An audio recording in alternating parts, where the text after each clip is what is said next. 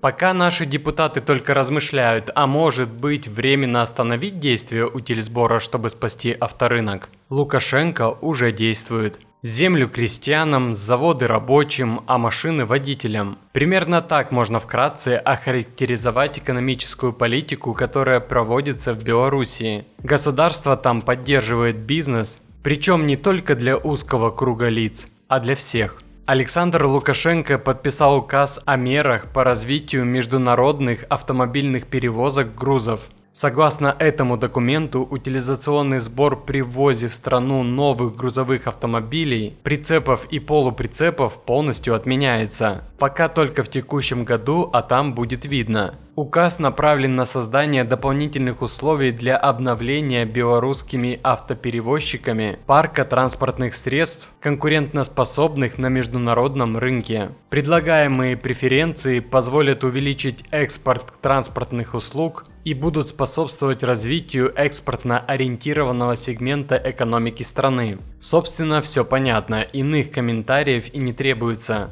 Все делается по уму. Ведь новые автомобили – это новые рабочие места, увеличение эффективности перевозок, рост прибыли компаний и, как следствие, увеличение зарплат. Да и в целом благо для экономики всей страны. В Белоруссии, конечно, есть МАЗ, который производит очень качественную технику. И дела на этом заводе обстоят очень даже неплохо. Не в пример российскому КАМАЗу, который терпит убытки. Но объять необъятное, как известно, невозможно. Именно поэтому батька и дал зеленый свет на импорт современных иностранных грузовиков. Они местным перевозчикам точно пригодятся. Значит, нужно сделать так, чтобы техника обходилась перевозчикам недорого. Сделали, молодцы. Ставки утильсбора и так были в Белоруссии невысокими по сравнению с тем, что творилось в России еще недавно. По сравнению с современными, так и вовсе мизерными. У нас же все наоборот. Поборы с транспортников только растут. За пару последних лет утиль вырос кратно. И вот итог. Импорт грузовиков за прошлый год в целом упал аж в 10 раз, до 8000 единиц. А в частности и вовсе беда. Так по седельным тягачам объемы импорта снизились в 17 раз. Причем никаких аналогов по сути запрещенным машинам в РФ не производится. Вредительство в чистом виде. При этом везенные в Белоруссию недорогие импортные грузовики российским перевозчикам все равно не достанутся. Наши чиновники на сей счет специально постарались. Теперь на любую ввезенную технику из стран ЕАЭС, вроде как единого с Россией экономического пространства, нужно доплачивать утиль по требованиям российского законодательства, чтобы не прорвались. На заре создания ЕАЭС говорили о совместном привлечении инвестиций в развитие компонентной базы. А сейчас что произошло? Ставки утилизационного сбора скоро превысят стоимость самих машин. Зачем мы это делаем? О каком союзе можно говорить? Возмущается Александр Лукашенко. Действительно, этот самый союз, по сути, уже не существует. И разрушен он во многом усилиями Москвы. Ведь та экономическая политика, которую проводят наши чиновники, совершенно неприемлема в любой другой стране мира. Что же касается упомянутых главой Белоруссии производств автокомпонентов, то тут дело идет только у него в стране.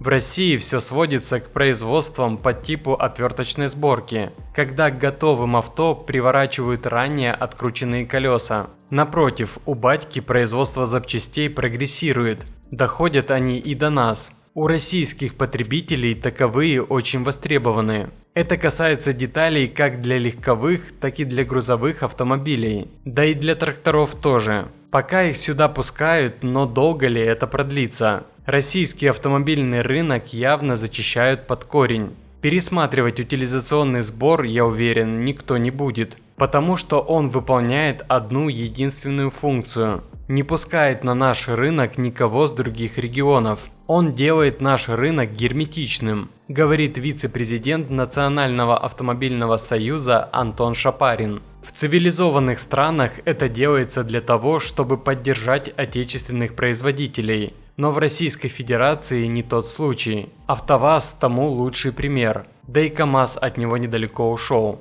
В конце прошлого года была обнародована очень неудобная статистика. согласно которой около 7 тысяч автоперевозчиков находятся в процессе ликвидации. Сейчас, спустя полгода, все еще хуже, значительно хуже. Об этом можно судить хотя бы потому, что на первый квартал этого года рынок новых грузовиков в РФ сократился на 47% по сравнению с аналогичным периодом годом ранее. И это еще довольно оптимистические оценки. Регресс идет, в том числе за счет снижения числа перевозчиков, но не только. В условиях этого самого герметичного рынка тот же КАМАЗ задирает цены до небес, да и ГАЗ тоже. Новые грузовые иномарки недоступны по причине непомерного утиля. Поддержанные все изношены в хлам. В том числе и по этой причине компании сходят с дистанции к вящей радости чиновников. Нет компании, нет проблем. В настоящий момент автоперевозчики из Российской Федерации просто спринтерскими темпами теряют рынок, как международный, так и внутренний. На их место приходят иностранцы, в том числе из ближнего зарубежья, включая тех же белорусов, у которых, как несложно догадаться, все ровным счетом наоборот. Государство поддерживает, убирает различные препоны, хотя их и так самый минимум. Прогресс есть. Таковой виден невооруженным глазом, хотя бы по числу белорусских фур на российских дорогах. Как именно бороться с описанными явлениями узколобостью, а то и корыстью слуг народа на государственном уровне совершенно непонятно. Проблема системная, причем грузовики, да и автомобили в целом, всего лишь частный случай, но очень тревожный. Ведь проблемы с транспортом и логистикой в России неуклонно нарастают. Тем временем, буквально вчера ЛДПР выступила с инициативой приостановить действие утильсбора на авто до 1 января 2030 года для повышения доступности автомобилей и стабилизации цен на рынке авто. Как отметили представители партии, в последние несколько лет автомобильный рынок испытывает значительное ценовое давление, что обусловлено рядом факторов: изменением логистических цепочек,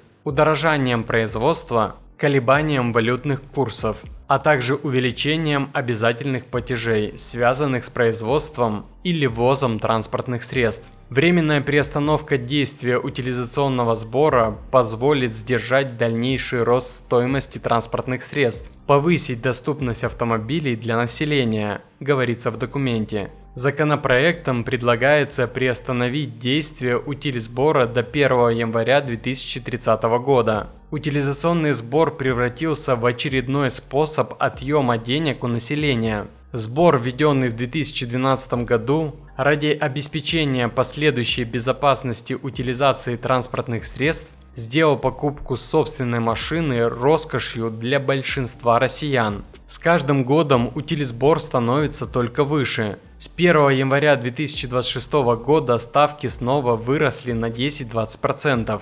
Кроме того, чем выше мощность и объем двигателя автомобиля, тем он больше. В результате некоторые модели подорожали на 1,5 миллиона после уплаты всех сборов по новым правилам, сказал Леонид Слуцкий. До этого директор агентства «Автостат» Сергей Целиков заявил, что средняя стоимость нового легкового автомобиля в России по итогам первой половины этого года достигла 3 780 000 рублей, а поддержанного 1 360 000.